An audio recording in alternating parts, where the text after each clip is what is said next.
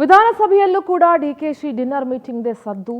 ಸ್ಪಷ್ಟ ಉತ್ತರ ನೀಡಿದ ಹೆಬ್ಬಾಳ್ಕರ್ಗೆ ಅಶೋಕ್ ಟಾಂಗ್ ಕೊಟ್ಟರು.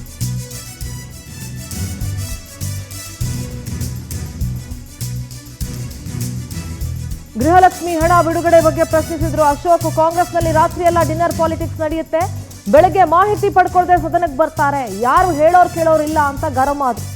ಹೋಮ್ ಮಿನಿಸ್ಟರ್ ಸಾಹೇಬ್ರೆ ಸ್ವಲ್ಪ ಗಮನ ಕೊಡಿ, ಡಿನ್ನರ್ ಮೀಟಿಂಗ್ಗಳಿಗೆಲ್ಲ ಬಂದೋಬಸ್ತ್ ಮಾಡಿಸಿ, ಅಧಿವೇಶನ ಮುಗಿಯೋವರೆಗೂ ಬೀಗ ಹಾಕಿಸ್ಬಿಡಿ. ಅಶೋಕ್ ಮಾತಿಗೆ ನಗೆಗಡಲಿನಲ್ಲಿ ಸದನ ತೇಲ್ತು. ಸಚಿವರ ಉತ್ತರದಲ್ಲಿ ಸ್ಪಷ್ಟತೆ ಬೇಕು ಅಂತ ಅಶೋಕ್ ಮಾತನಾಡಿದ್ರು. ಇನ್ನು ಹೆಬ್ಬಾಳ್ಕರ್ ಪರವಾಗಿ ಸಿಎಂ ಸಿದ್ದರಾಮಯ್ಯ ಉತ್ತರ ಕೊಟ್ಟರು.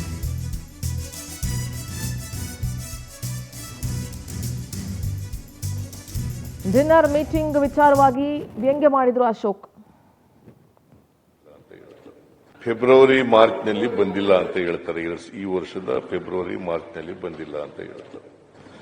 ಒಂದು ವೇಳೆ ಅದು ಅಕ್ಯುಚ್ಯುತಿ ಬರಲ್ಲ, ಅಕ್ಯುಚ್ಯುತಿ ಆಗೋದಿಲ್ಲ. ನಾವು ಒಂದು ವೇಳೆ ಕೊಡದೇ ಇದ್ರೆ, ಒಂದು ವೇಳೆ ಸೆಪ್ಟೆಂಬರ್ವರೆಗೂ ಕೊಟ್ಟಿದ್ದೀವಿ ನಾವು, ಒಂದು ವೇಳೆ ಬರದೇ ಇದ್ರೆ ಕೂಡಲೇ ಕೊಡೋ ರೀತಿಯಿಂದ ಅದನ್ನ ಚೆಕ್ ಮಾಡಬೇಕಾಗುತ್ತೆ, ಚೆಕಪ್ ಮಾಡಬೇಕಾಗುತ್ತೆ. ಅದನ್ನ ಸರ್ ಅದ್ರ ಬಗ್ಗೆ ನಮ್ ಡಿಸ್ಪ್ಯೂಟ್ ಇಲ್ಲ, ನೀವು ಕೊಡ್ತೀರಾ ಹೇಳಿದ್ರು ಅಂತ ಹಂಗೆ ಸದನಕ್ಕೆ ಹೆಂಗ್ ತಪ್ಪು ಮಾಹಿತಿಯನ್ನು ಹಂಗಾರೆ ಸುಳ್ಳೇ ಸುಳ್ಳ ಸರ್ಕಾರ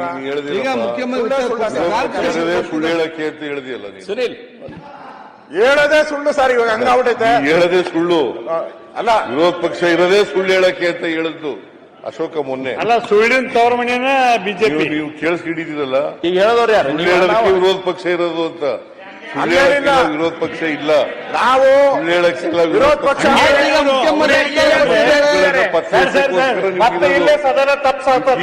ಈಗ ನೀವು ಮುಖ್ಯಮಂತ್ರಿ ಉತ್ತರ ಕೊಟ್ಟಿದ್ದಾರೆ, ಉತ್ತರ ಕೊಟ್ಟಿದ್ದಾರೆ, ಸುಳ್ಳು ಅಂತ ಮುಖ್ಯಮಂತ್ರಿ ಉತ್ತರ ಬಗ್ಗೆ ಚರ್ಚೆ ಆಗಿದ್ದಾರೆ. ಮಾತುಗಳೆಲ್ಲ ಸುಳ್ಳು.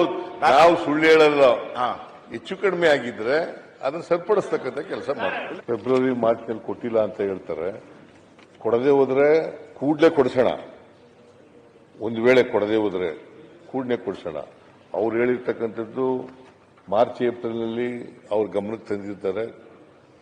ನನ್ನ ಪ್ರಕಾರ ಆಗಸ್ಟ್ವರೆಗೆ ರಿಲೀಸ್ ಮಾಡಿದ್ದೀವಿ ನಾವು ದುಡ್ಡನ್ನು, ಆಗಸ್ಟ್ವರೆಗೂ ಕೂಡ ರಿಲೀಸ್ ಮಾಡಿದ್ದೀವಿ. ಯಾವಾಗಲೂ 2 ತಿಂಗಳು ವ್ಯತ್ಯಾಸ ಇರ್ತದೆ, ಅದು ಆಗಸ್ಟ್ನಲ್ಲಿ ರಿಲೀಸ್ ಮಾಡಿದ್ದೀವಿ ನಾವು. ಸೆಪ್ಟೆಂಬರ್ ಅಕ್ಟೋಬರ್ ಅದು ಕೂಡ ಕೊಡ್ತಕ್ಕಂಥ ಕೆಲಸವನ್ನು ಮಾಡ್ತೀವಿ.